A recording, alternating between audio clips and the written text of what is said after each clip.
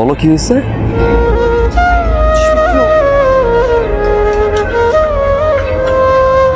তুমি আমাকে ভুলে যাও। এটা কি বলতেছো তুমি? তোমাকে ভুলে গেলে তো জীবনই শেষ হয়ে যাবে। B practical. জীবন শেষ করে তো আর কিছু করা যাবে না, যা করার জীবন রেখেই করতে হবে। কি বলছো হঠাৎ করে? তুমি কি বলতে চাও? বাবা মা আমার বিয়ে ঠিক করেছে।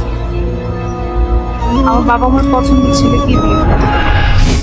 না রাখা কিছু কথা সময়ে